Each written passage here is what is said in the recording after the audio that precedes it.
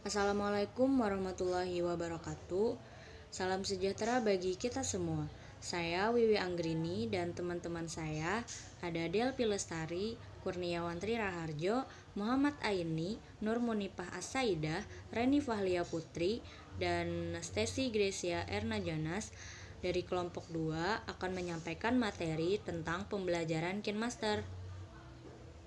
Manfaat dan tujuan KineMaster. KineMaster digunakan untuk melihat seberapa besar ketertarikan peserta didik dalam mengikuti proses pembelajaran, seberapa besar daya pemahaman peserta didik dalam memahami materi pembelajaran yang disajikan oleh guru, dan seberapa efektif media KineMaster dalam proses pembelajaran.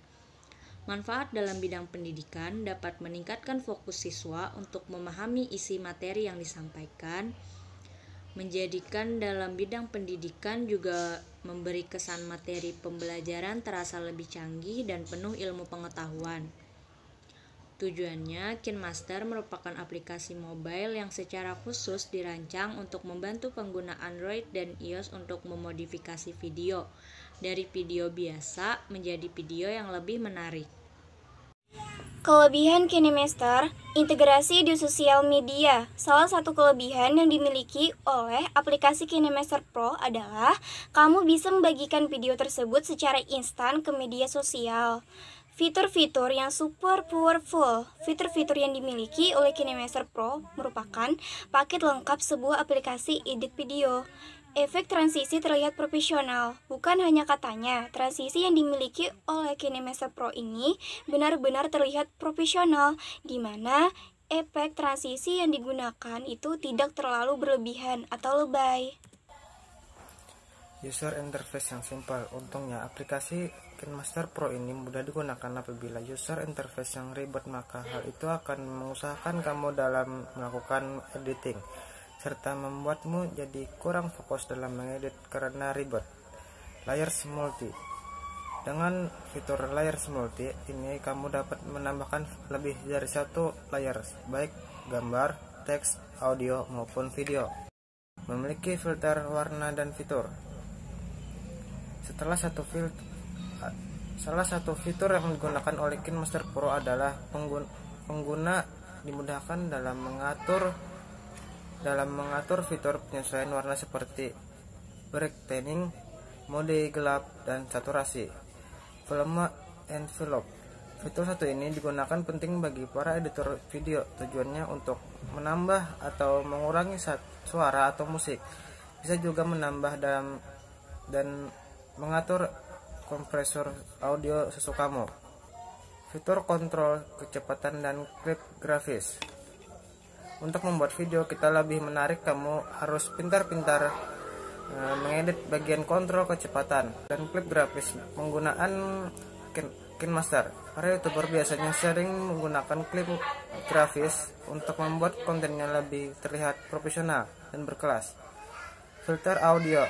KineMaster sudah menyediakan beberapa fitur audio bawaan seperti suara tupai, suara robot, suara dalam, dan suara modulasi. Jadi lebih lucu, bukan? Bila kita gunakan filter audio dalam video kita. User interface yang simple. Untungnya aplikasi KineMaster Pro ini mudah digunakan. Apabila user interface yang ribet, maka hal itu akan menyusahkanmu dalam melakukan editing, serta membuatmu jadi kurang fokus dalam mengedit karena ribet. Layers multi. Dengan fitur layers multi, ini kamu dapat menambahkan lebih dari satu layer, baik gambar, teks, audio, maupun video. Berikut ini adalah kekurangan KineMaster. 1. Terdapat watermark. Bila KineMaster yang kamu gunakan adalah KineMaster biasa atau tidak berbayar, maka selesai kamu membuat video, watermark akan terdapat pada hasil video editannya. Lalu, untuk menghilangkannya harus membeli KineMaster Pro atau versi berbayar. 2. Membutuhkan spek device yang mencukupi. Dalam kasus ini, bahwa untuk menggunakan KineMaster dengan lancar tanpa lag, harus menggunakan smartphone dengan spesifikasi 2GB ke atas. 3. Kualitas tidak Full HD. Meskipun begitu, Video hasil dari aplikasi KineMaster masih terbilang sangat baik dan juga bagus. Ditambah banyaknya fitur dan kelebihan yang ditawarkan.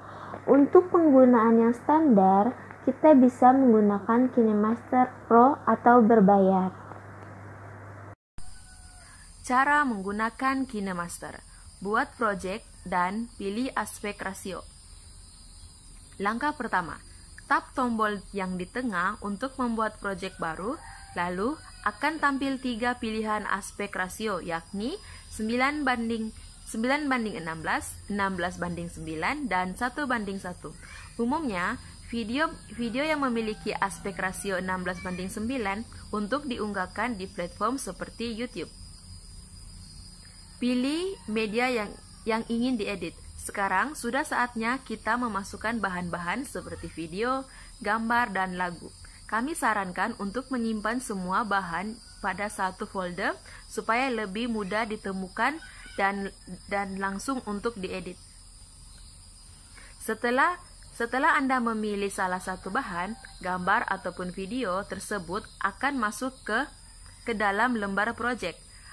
Anda pun bisa mengulang proses ini untuk menambahkan media-media lainnya. Tambahkan layar berupa efek, teks, dan sebagainya. Tentu saja, selain bisa menambahkan media, Anda pun bisa menyisipkan layar lainnya seperti efek blur, teks, tulisan tangan, stiker, dan juga lagu. Selanjutnya adalah menambahkan teks. Tap pada menu teks, lalu ketikkan tulisan yang mau ditambahkan. Setelah itu, tinggal tekan pilih dan tulisan pun akan dimasukkan ke lembar proyek.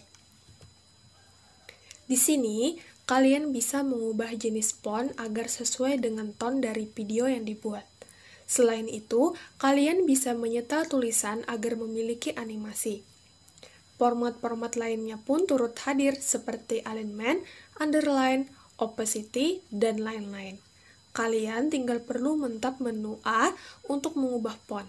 Ada 2 pilihan grup yang tersedia, yakni Android dan Latin. Pilihlah font yang sesuai, kemudian tap pada tombol checklist di pojok kanan atas. Jika teman-teman ingin menyetel animasi masuk atau keluar, tinggal pilih animasi masuk atau animasi keluar.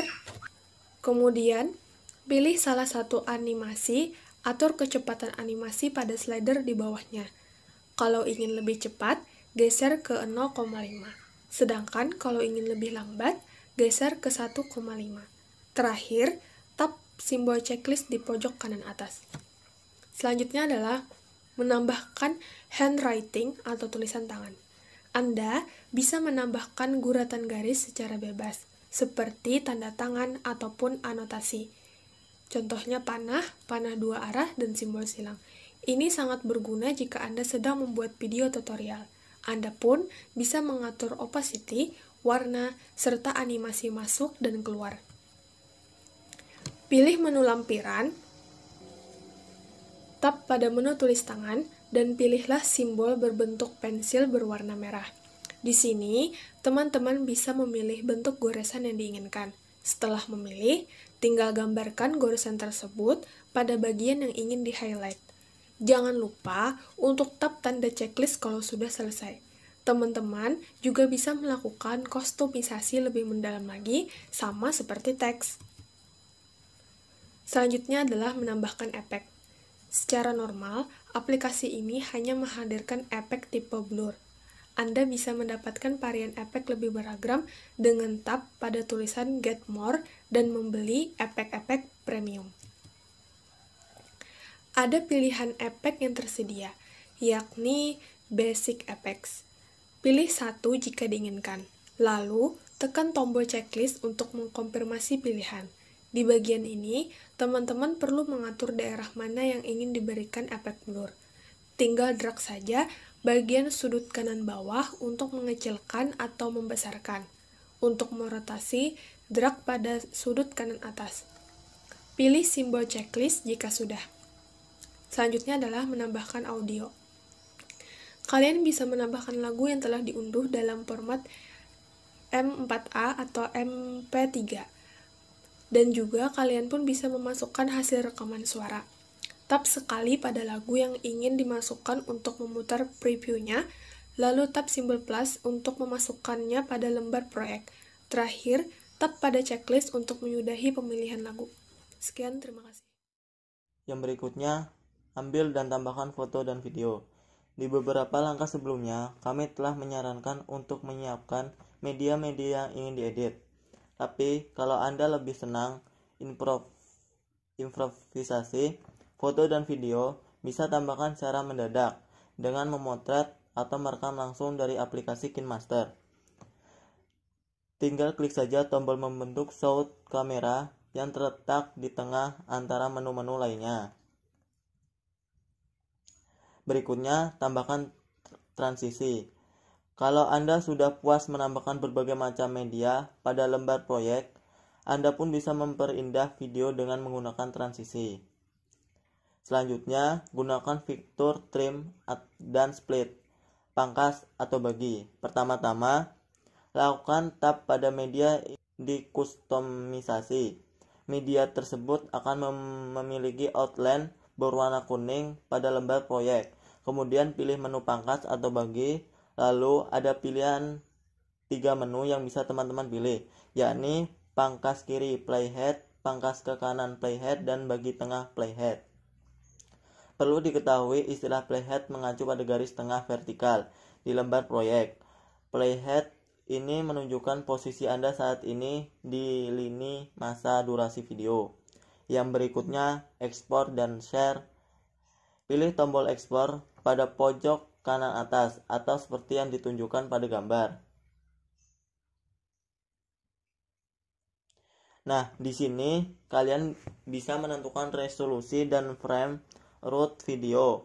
Pilih resolusi yang tersedia adalah HD 720p, SD 540p, 480p, dan 360p. Sementara untuk laju bingkainya, Anda bisa milih dari yang tertinggi 30 fps hingga yang terendah 24 cinema. Tunggu sampai proses ekspor selesai, lalu file video kalian akan terlihat di sebelah kanan.